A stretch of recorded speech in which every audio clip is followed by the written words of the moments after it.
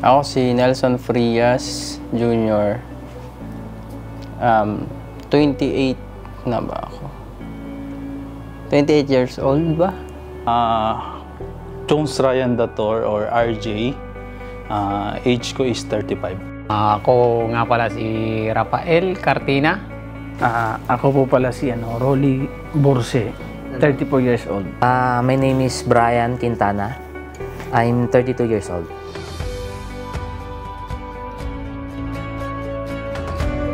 Yung yung makita mo yung paglaki ng ng anak mo. The best yung feeling na makita mo siyang masigla, healthy.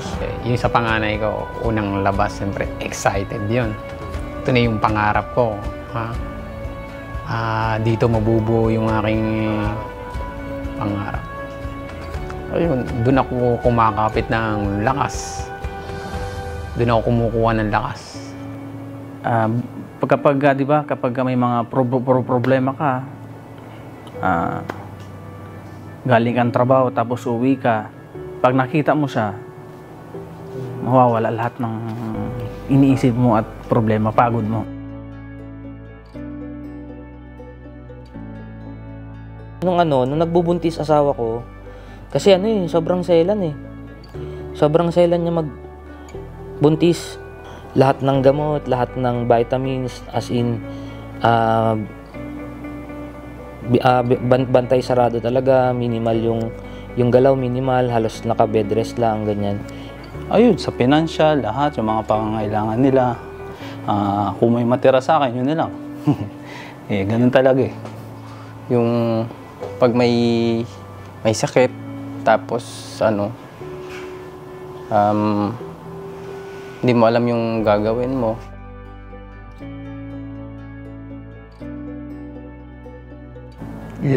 Lumaban sa pagsubok. Yung hindi ka uhurong. Bilang tatay, kumbaga, kailangan mong suportahan yung mo kahit anong mangyari. Na mas tumibay sa akin yung tiwala ko kay Lord. Yun yung faith ko sa Kanya. Dapat positive ka lang palagi. Hindi lang yan dapat, actually dapat, lagi ka naman dapat positive sa buhay 'Di ba? Kasi sabi na nininiwala kasi ako na kung ano yung iniisip mo, kung ano yung palaging iniisip mo, ganun din yung reaction ng katawan mo.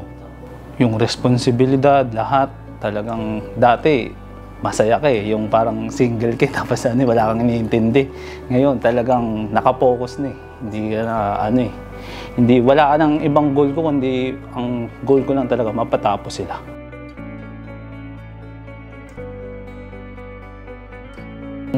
Gusto kong ibigay sa anak ko nung hindi ko naramdaman na maliit pa lang ako, wala akong magulang. Gusto ko naman ipakita sa kanila na ito yung masarap pakiramdam ng may magulang.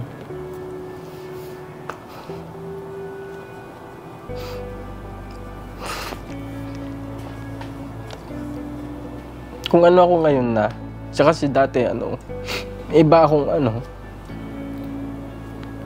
kumbaga, nung wala pa akong baby, iba ako yung kung saan yung gala, yung mga kaibigan lang laging kasama. So nagka-baby na, siyempre nung katulad nga tuwing weekend, so kaya walang pasok, matik doon ako sa anak ko Buong time ko na uubos ko sa anak ko. Tapos nakakapag-provide ako.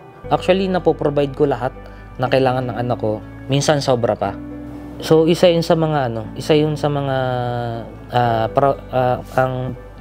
kumaga, kinaka-proud ko sa sarili ko.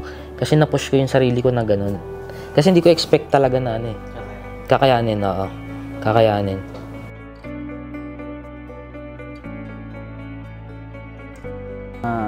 Tapusin yung pag-aaral nyo. Kasi yan, ang pag-aaral na yan, hindi yan mananako ng kahit na sino. Para sa'yo lang yan. Tapusin mo hanggang sa dulo. At magsusuporta ako. Aral lang. para makamit yung tagumpay nyo.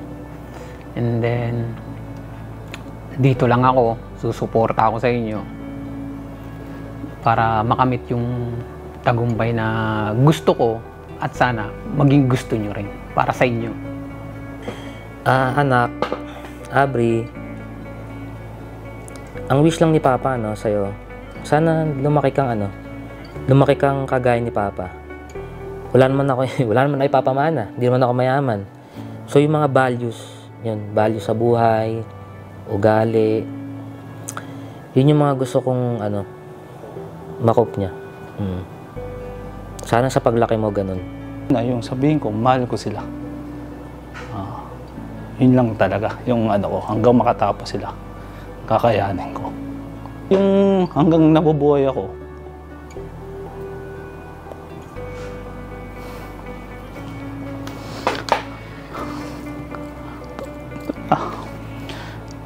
pamprotekta ko sila.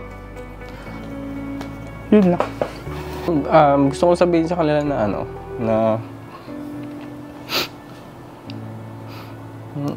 na pagbutihan nila yung nila, buhay nila para kung dumating man na maging sila, tatay, mabigyan din nila ng magandang future yung anak nila. Yan.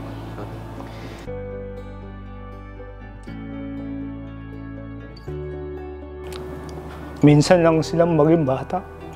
Ibigay yung kailangan.